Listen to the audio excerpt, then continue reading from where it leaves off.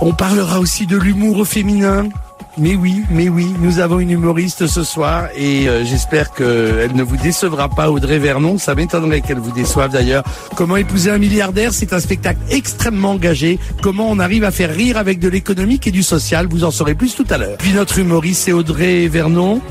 Spectacle Comment épouser un milliardaire, mise en scène d'Yves Le Roland, du jeudi au samedi à 21h30 au théâtre du Gymnase à Paris. Les gens sont déçus de leur politique.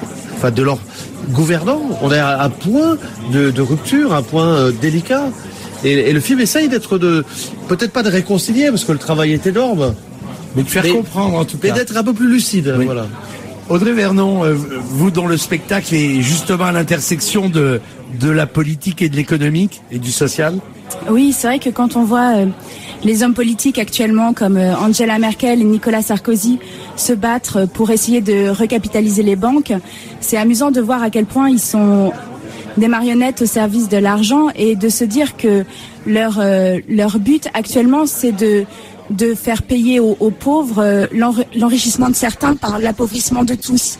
C'est-à-dire que les banques ont spéculé sur la dette grecque, elles sont assurées, mais sauf qu'ils ne veulent pas les laisser perdre. C'est comme si, on a l'impression, c'est comme s'ils laissaient des gens jouer à la roulette, et puis à un moment donné, ces gens perdent, donc les banques perdent, et au lieu de leur dire, dommage, vous avez perdu, ils leur disent, écoutez, on va essayer de trouver de l'argent pour que vous puissiez jouer encore. Et j'ai un peu l'impression que c'est ce qui se passe actuellement, et c'est vrai que je comprends la détresse des êtres humains et des gens normaux qui voient que les pouvoirs publics cherchent comment faire en sorte que les banques puissent continuer à spéculer tout en leur demandant à eux, avec les cures d'austérité actuelles, de rembourser ce que les banques ont fait, au lieu de demander aux assurances. Vous êtes allé jouer votre spectacle dans une usine en grève qui était menacée de liquidation. Oui, je suis allée jouer 2 fois. Je suis allée jouer d'abord à Rosselange pour les anciens salariés de Mittal. Et donc là, c'était le cas d'une usine qui avait déjà été fermée, donc c'était assez triste. Et dernièrement, le 3 octobre, je suis allée jouer pour les salariés de l'usine de thé Éléphant en Provence, qui essaient de conserver leur usine et les machines, et donc ils occupent l'usine pour empêcher Unilever de venir et de prendre les machines qui sont là depuis 119 ans.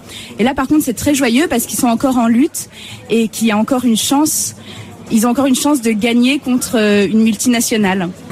Mais il y a une forme c'est en ça que votre film pourrait en effet avoir une dimension vraiment citoyenne.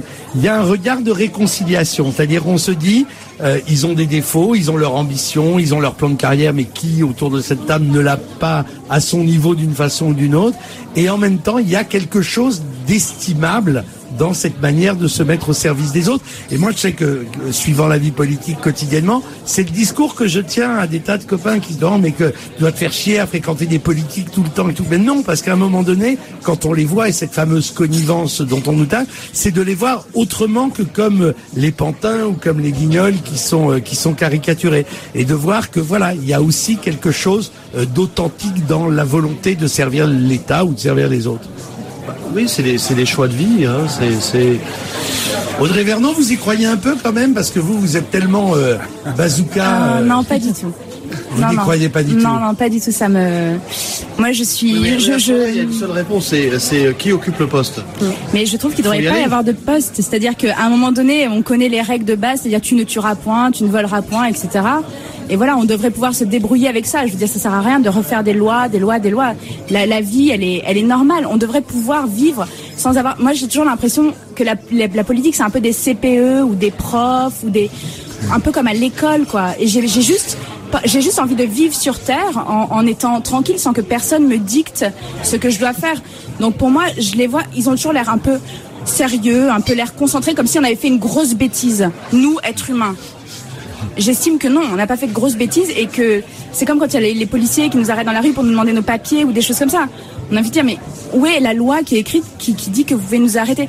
Mais après, à côté de ça, je veux dire, en tant qu'être humain, ils me plaisent beaucoup.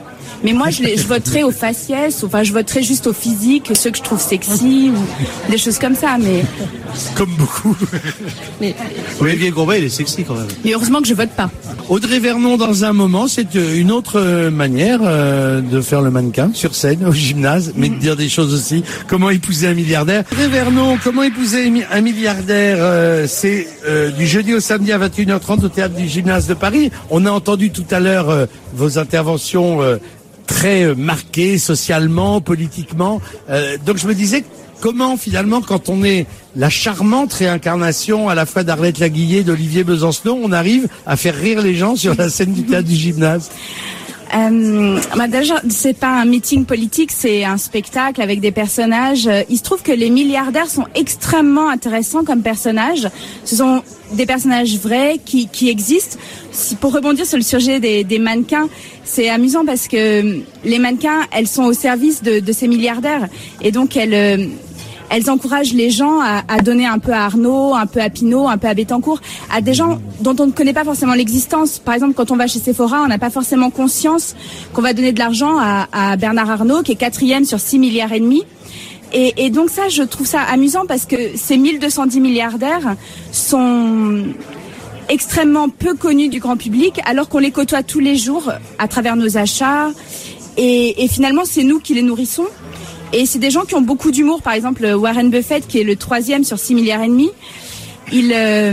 C'est celui qui a le fonds d'investissement Berkshire Hathaway. Il est assez drôle comme personnage. C'est un personnage très radin, qui refuse d'acheter une voiture à sa fille parce qu'il préfère qu'elle emprunte à la banque, parce que cet argent conservé dans son fonds d'investissement, ça permet de gagner 13%, alors qu'à la banque, elle emprunte à 5%.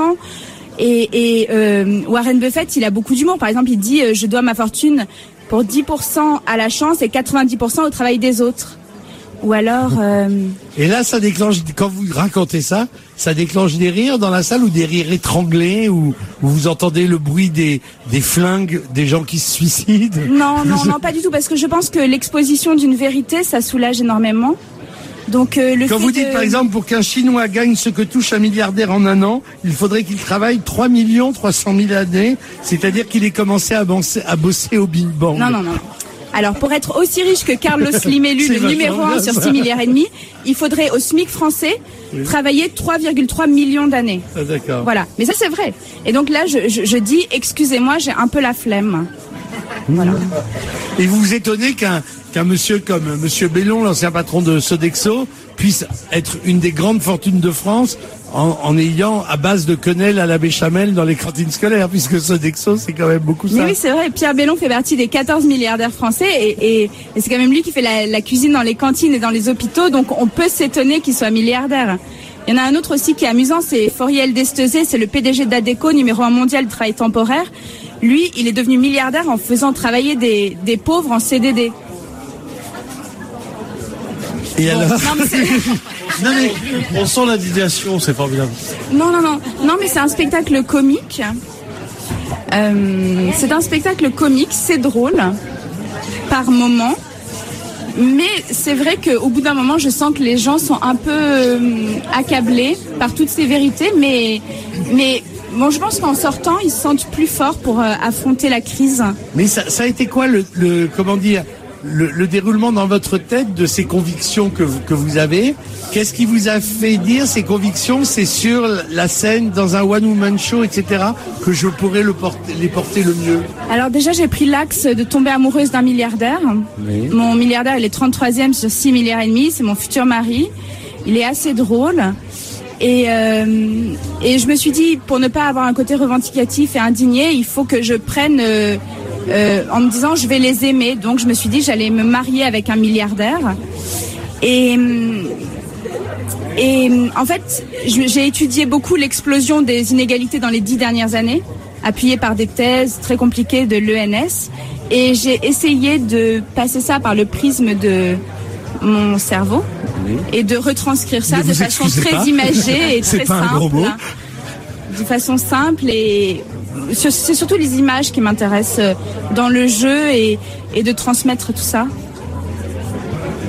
Mais pourquoi vous avez cette petite mimique à la fin? Non, Très bien expliqué. C'est intéressant parce que le spectacle, je l'ai écrit il y a 3 ans Et plus les jours passent, et plus il est d'actualité. Et donc la crise n'y a rien changé, au contraire.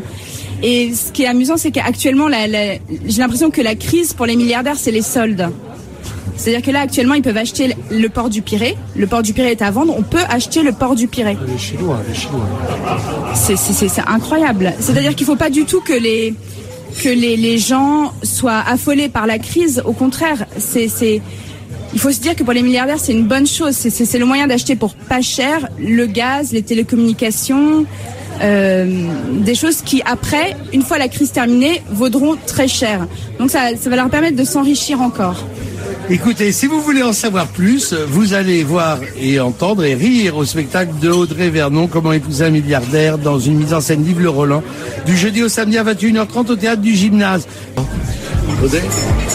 Moi, je voudrais dire un dernier mot, c'est juste pour rassurer les auditeurs, dire que pour nous, les milliardaires, la crise, ça change rien. L'Europe va signer un chèque aux banques et les pauvres rembourseront. Petit à petit, à leur rythme, en rognant un peu sur les salaires, un peu sur les retraites, un peu sur les petits plus du quotidien. Comme dit mon futur mari, il faut prendre l'argent là où il est, chez les pauvres. Ils n'ont pas beaucoup d'argent, mais il y a beaucoup de pauvres. Merci beaucoup, Audrey. Ce sera le mot